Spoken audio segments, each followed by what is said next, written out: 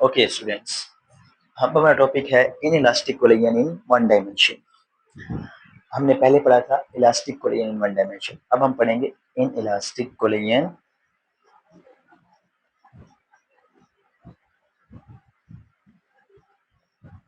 In one dimension.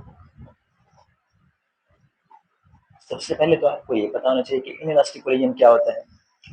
ऐसा collision जिसमें जो है मोमेंटम कंजर्व रहता है, इन मोमेंटम टकराने से पहले का और टकराने के बाद का क्या होता है, सेम होता है, लेकिन काइनेटिक एनर्जी क्या होती है वो चेंज हो जाती है। मीन्स की काइनेटिक एनर्जी जो इनिशियल है वो does not equal to kinetic energy final, but momentum initially और मोमेंटम फाइनली क्या होता है, सेम होता है।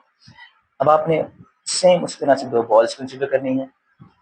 फर्स्ट का मैस है m1 और वेलोसिटी है v1, सेकंड का मैस m2, वेलोसिटी v2, और ये हम बात कर रहे हैं बिफोर कोलिजन की। अब हम देखते हैं आफ्टर कोलिजन क्या होता है। इनका इसकी वेलोसिटी इस तरफ है और इसकी भी वेलोसिटी इस तरफ, थोड़ी देर बाद आपस में टकराएंगी। ओके, अच्छा, अब देखिए टकराने के बाद क्या होगा। अब यहाँ पे जो केस है वो ऐसा होगा कि दोनों बॉल्स जो हैं वो मिल जाएंगी, आपस में मर्ज हो जाएंगी, यानी वो एक बड़ी बॉल बन जाएगी। आप इसको कह सकते हैं, इसका मैस क्या हो जाएगा m1 प्लस m2 और इसकी वेलोसिटी क्या हो जाएगी vf, यानी दोनों बॉल्स जो है वो क्या हो गई आपस में मर्ज हो गई हैं। आप इसको यूं कह सकते हैं कि अगर आपके पास कोई मैग्नेट है, एक मैग्नेटिक बॉल है, एक आयरन की बॉल है, तो आपस में वो टकरा गए। एक एग्जांपल के तौर पर हम कह रहे हैं टकराई और आपस में मिल गई।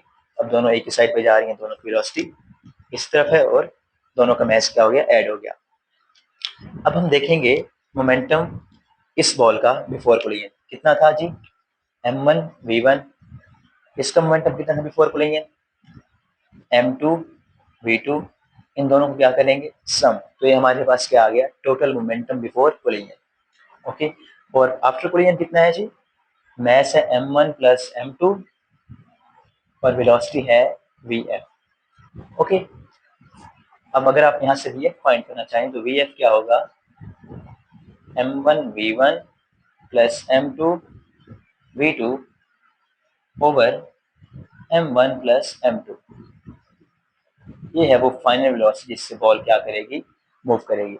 अब बुक में एक केस दिया गया कि अगर ऐसा हो कि सेकंड बॉल जो है वो क्या हो, रेस्ट पे हो, यानी वो मूव ना कर रही हो, तो फिर क्या करेंगे, तो v2 जीरो करें। इस फार्मूले में v2 जीरो पुट करेंगे तो क्या होगा, m1 v1 plus 0 into m2 over m1 plus m2 equal to vf। जब जीरो मल्टीप्लाई होगा m2 के साथ तो ये जीरो हो जाएगा, तो हमारे पास ये फॉर्मूला बन जाएगा vf का। अगर क्या होगा, सेकंड बॉल रेस्ट पे होगी, तब ये केस बनेगा। ओके, ये था हमारे पास topic inelastic collision one dimension.